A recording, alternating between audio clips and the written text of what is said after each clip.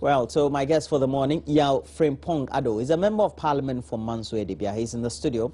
Well, hopefully, he'll be joined by Bright Demoji. And Bright Demoji is a member of parliament for Botiano English, I'm from. We're here to discuss pertinent issues. And top on the bill is Tsatsu Tsikata suing K.T Hammond. And this is how the story goes, as published by many of the news agencies we have in our country. It says, former Chief Executive Officer of the GNPC has sued the Member of Parliament for Adansia Sukwa, K.T Hammond, for claiming that he, Tsatsu Tsikata, has received ex-gratia payment from the state agency. In a statement signed and published by the media on Sunday, the legal practitioner said he has neither received his outstanding salaries or provident contributions from the company since he left in 2001. He says, I have a writ issued in the Accra High Court against the Member of Parliament we're talking about for defamatory statement made against me that has been given extensive publicity. After over 12 years of service to the GNPC as Chief Executive, even salary payments during the period when I was on leave in 2001 were not made to me. My entitlement to the Provident Fund were never paid, not even my own contributions. No end of service benefit of any sort were ever paid. A letter I wrote to the chairman of the board of directors was not answered. K.T Hammond, in a recent interview on radio, said, falsely claimed that I have been paid some entitlement. He will now have the opportunity in court to justify this, another false and defamatory statement he's been making against me. Okay, and so that's how it goes. Yeah, Roland, good morning. How are your constituents? They are good. For some time now, I've been in parliament. Yes. So we're wrapping the year up, so you need to make sure that you finish the business side of the house before you visit them. But I think that the constituents should understand that. Yes, yes. I'm in constant contact with the executives, and so far, it's good. It's good. But let me say good morning to your viewers, and assure them that the coming years, God willing, things are going to be better. I just came back from Bolgatanga, where I was part of the parliamentary delegation from the Food and Agric and Cocoa Affairs Committee to join the farmers to celebrate this year's Farmers Day. Oh, really? Yes, then we should talk about Farmers Day. We will. Yeah, I went with this man. And, okay. Bright Demoji. That's right. I went with him. He's lurking around the studio somewhere. Okay. Yes, yes. So the issue on the table right now, I wish I would not comment on it since it's already in court. But I'll just pass a short comment on it. You're not commenting on the issue. No. You know, your committee in Parliament, yes. You're a member of the committee though, has looked at it. So it's a public knowledge issue. It is. What he's suing the gentleman for is a statement that purportedly seemed to give the indication to the public that he had gone to collect monies from the GNPC for which he was not entitled to. That's right. And he said, one, he's not collected, but besides his own. That's it. That's the beauty of democracy and due process, rule of law. That's the beauty of it. Somebody says this and you say no, then you meet in court, you all address the issues in court. There will be claims, counterclaims, arguments, counter-arguments. And when the judge sitting on that case decides, then everybody is satisfied, especially if one person feels very aggrieved and therefore maybe the judgment doesn't go his way. He also has some other route to take by making an appeal, and it can go to the Supreme Court. So I think on this very case, somebody makes an allegation. The man says, no, I haven't received anything. I remember the board came to meet the committee in Parliament. Because of our trip to Bolgatanga, I've not averse myself with whatever transpired there. But I believe it's all part of the process. And the process is such that you need to give hearing to the aggrieved parties. Maybe the lawyer Tsatsu Tsikata has chosen the path of the law courts. due process, and that is what I like about him. He's going through the due process. And when everything is settled, maybe he will be compensated and satisfied. And then Honorable K.T Hammond will also have his day in court, and he also defend his case. So I don't think there's much to talk about this case, Roland. I don't think there's much to talk about it. So because if you are not careful and you make certain statements, that will be injurious to the party that has sent to the matter to the court. Okay. If you are not careful, maybe myself and your station may be joined. So we just have to be very careful with this case. We're taking a break. When we come back, we'll be joined by Bright Demoji. He's a member of parliament for Botiano, English Amanfro. We're taking a break. We'll be right back, and then he'll have his say on this very subject as well. Bright Demoji, he's a member of parliament for Botiano, English Amanfro. He's here with us, and Vice Chairman. Okay, Vice Chairman of the Agri Committee, Food and Cocoa Affairs Committee. And the two of you are members of the committee. Yes, we were in Bulga together. Oh, Farmers Day. Yes, for the Farmers Day. We'll discuss Farmers Day, though. I know he will defend and say investments have been made into that. The president said $120 million, or Ghana cities. Anyway, we'll discuss that. But what do you have to say about the current action taken against K.T Hammond by the former chief executive of the GNPC? Yeah, for me, I think it's in order. In the sense that you see, people's reputations, people's hard-earned reputation in this country is so important. I'm saying this in the sense that I believe straightly that there's a collective bargaining agreement in the GNPC, and that if you are working in the GNPC for some number of years, those documents and the condition of service that is given to those officers at GNPC will clearly spell out that after the end of service, what you are supposed to gain. I mean, these are issues that is industrial relations issues. And for anybody to just get up and accuse one another, then it means that he has an evidence of whatever he's saying. So it is just fair. Now you cannot prove those evidence in the media. The right place to prove the point that you are making is to go to court and make your point. I think that is a fair place to be able to prove his point, and that's what I believe in.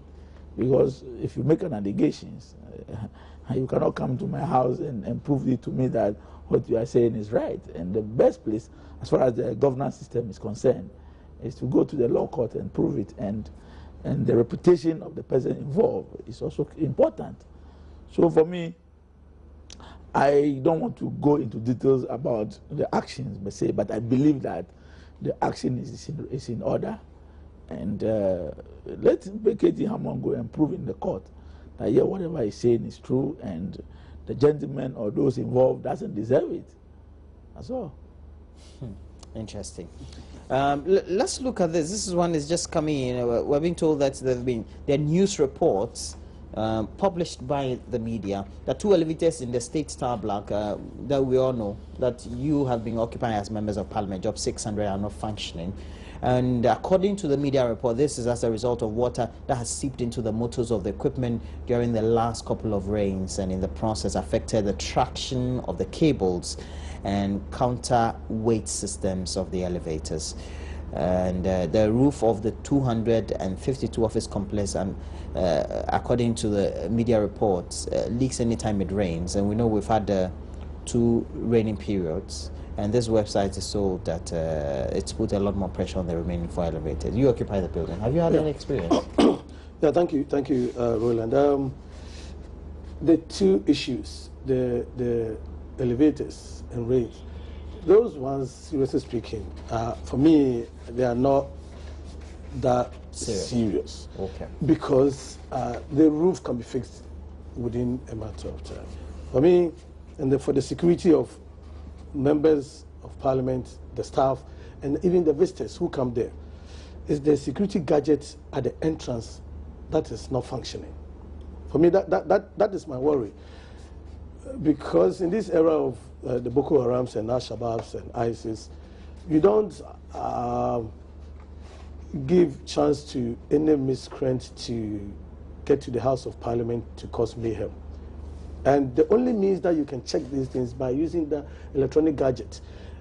The gadget that if you have any metal on you, you pass through, it detects.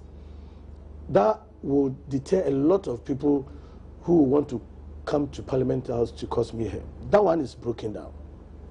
It is a serious thing, and I've complained to the security outfit there, and they tell me that they've informed the contractors, and they are working on it. With the lifts, there are about 6 of them. 2 is true are not functioning. When we asked, they also told us about the rains and that they are on it. They are working on it. I hope they expedite work on it because somebody is on the 11th floor. Imagine all of the lifts are not working and he has to climb to the 11th floor.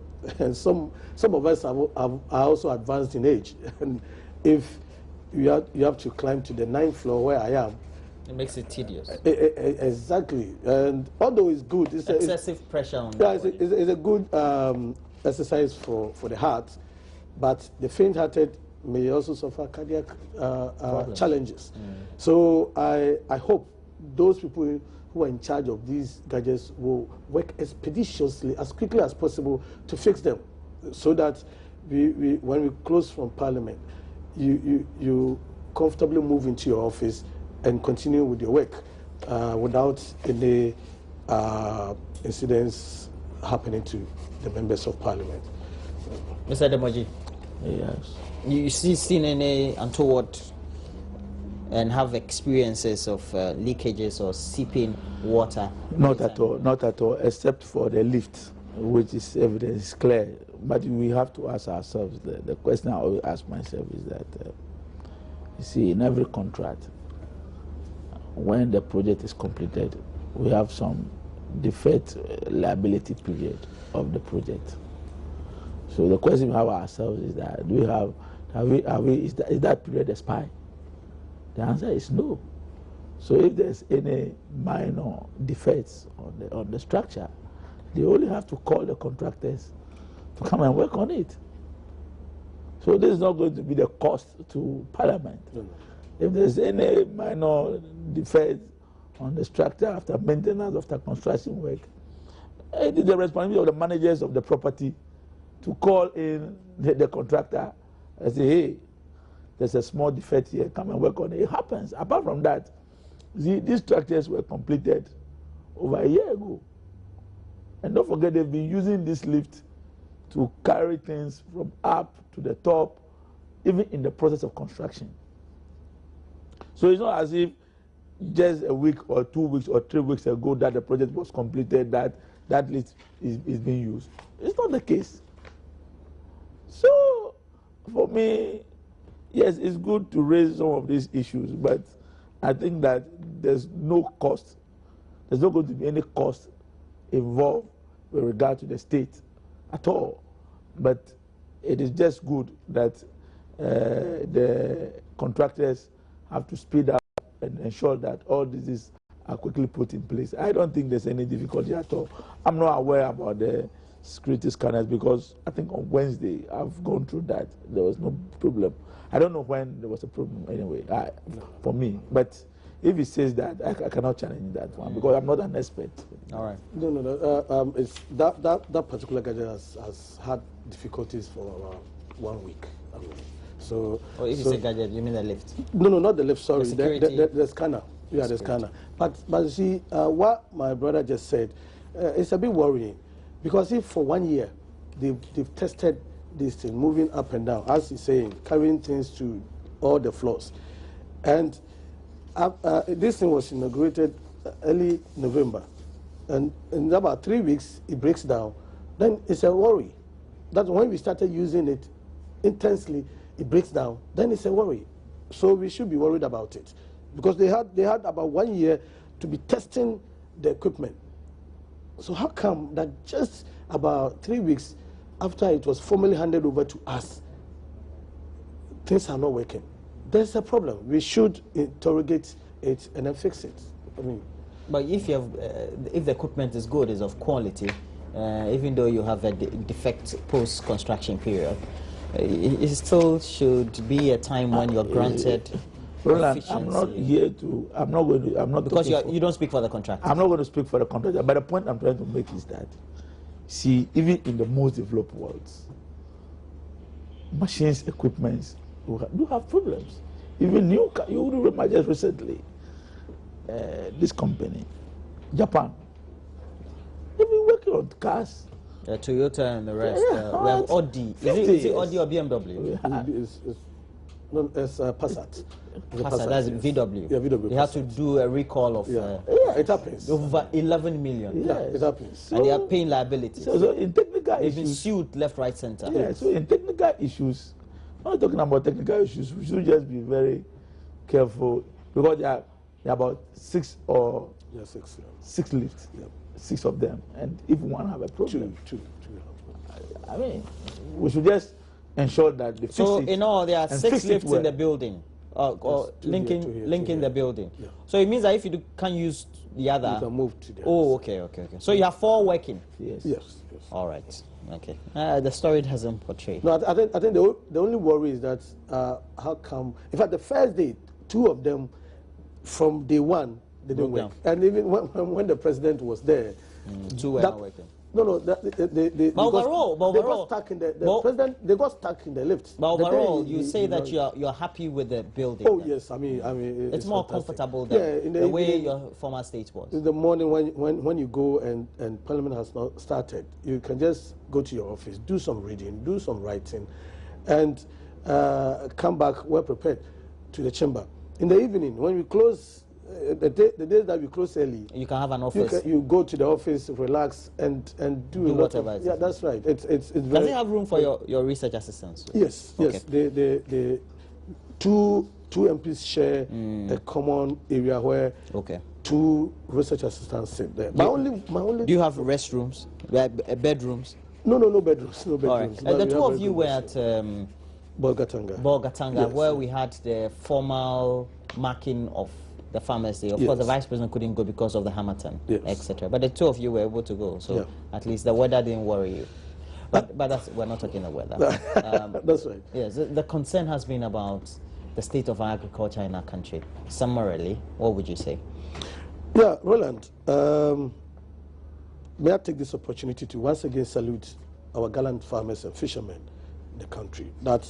They've worked through trying moments, challenging, very, very challenging moments in this country to get us food on our tables. And for that matter, we salute them.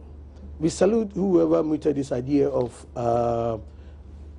rewarding or awarding befittingly farmers who excel in a particular year. We also acknowledge the tiring efforts of the responsible ministries, that is fisheries, aquaculture, and food and agriculture, for living up to what they should do to get our farmers being more productive. But Roland, I have serious reservations about the way we are handling agriculture in this country. What's your problem? My problem is simple, Roland. This is an industry that employs about between 50 and 55% of the population of this country. Every region in this country, agric, apart from the cosmopolitan and metropolitan areas, agric is the key, I mean, for employment and everything, incomes. And if systematically budgets support for agriculture has been reducing over the years, then it's a worry. It's a worry because... Why do you say budgets have been reducing? You know, in the past 4 or 5 years, the percentage of our budget that should go into agriculture, instead of between 6 and 10% from the Maputo Protocol that all African countries are ascended to, we are doing only, on the average, 1.3%. In Ghana, this year it's 1.1%. And it's worrying because it takes money to develop agriculture. And if such a vital sector of the economy, we treat it this way, if you're not careful, within a very short time, we may be suffering from this Dutch disease.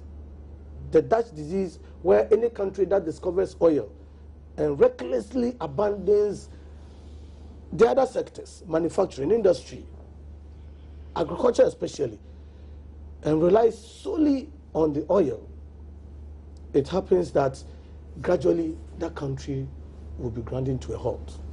And if you're not careful, and we don't take lessons from other countries that have gone this way, we may be heading towards acquiring that dreaded disease called the Dutch disease.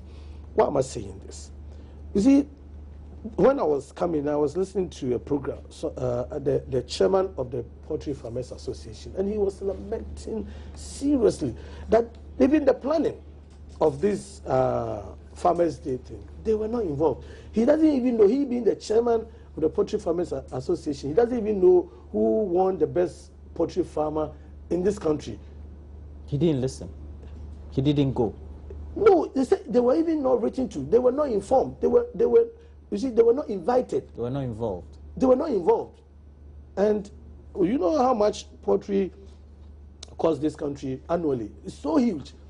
And if by way of import, you say? By way of imports, we import almost everything in this country apart from spare parts of, including spare parts of chicken that we can produce them locally, Roland. And this man was saying that maize, which is a vital component of the poultry industry, is in serious short supply. And the buffer stock company, they contacted them for supplies of this maize because, mind you, crop sector this year, we recorded negative growth. So we are going to have very serious food situation in the coming years unless we consciously import. That is if the government has money. So if there are people here who are into this industry, for the poultry industry, and we want to do everything possible for us to reduce our imports of poultry, and we don't involve them in this manner, then it's a serious anomaly. And we see it cuts across. If we call something youth in employment, Roland, among us, the three of us, who want his son or daughter after finishing school to go into agriculture? It's a simple question that I ask anybody I meet, technocrats, anybody I meet, who want his son or daughter. My point is that agriculture is not attractive to the youth. Okay. And when you go to any district in this country, the agriculture has been left in the hands of the aged, the old lady. And you're saying that's not good enough? It is not good enough. Okay, it's just your initial take on the subject. Now, Brian, at the point where consistently we're being told that budget allocation is reducing, and the growth in the sector is not something that we have to write home about, but government keeps defending that, then we should not be patting ourselves in the back. Yeah, because you have been involved in the sector for decades. Yes, thank you very much. I hope you will give me enough time to respond to. Well, I give him 6 minutes. You should also get 6 minutes. Issues that is not 6 minutes, because he raised a lot of issues that I need to respond to. Yeah. Please go ahead. Yes, the first one is that I also want to take the opportunity. I did that on the floor of Parliament, saluting our gallant farmers. With regard to, despite the myriad of challenges that agriculture is facing in this country, to be able to produce food to feed this nation, I salute them as well. But you see, we have, in the agriculture production chain, we have stages.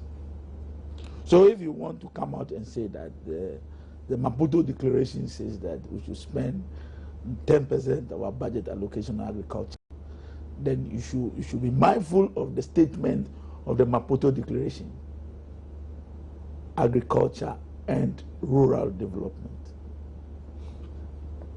The statement it is just ended is agriculture and rural development. And don't forget, our rural development budget is not part of agriculture budget. So you need to go into rural development and compute the cost, the budget component of rural development, and add it to agriculture budget. Then you'll be making good statistics of how much government spends on agriculture.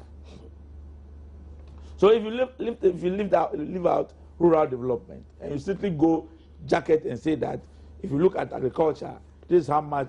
But don't forget also that most of agricultural projects in this country are not funded through the budget. They are project based.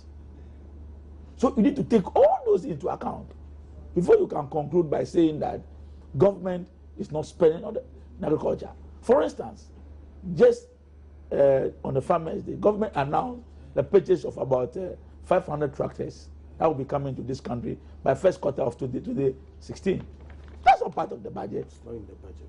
It's not in the budget. Where are they going to get the money? You understand me? But it's coming to complement and support agriculture mechanization. We have set up over 60 agricultural mechanization centers in this country within the past 3-4 years. You see, so people who have managed agricultural sector in this country before, and they are part of that government, that administration, they've not been able to make any progressive impact on agriculture. And we are consciously improving on all sectors of the agricultural sector. Let me say this. One major factor that affects agriculture is climate. And all over the world, everybody is talking about the impact of climate. So that's your excuse?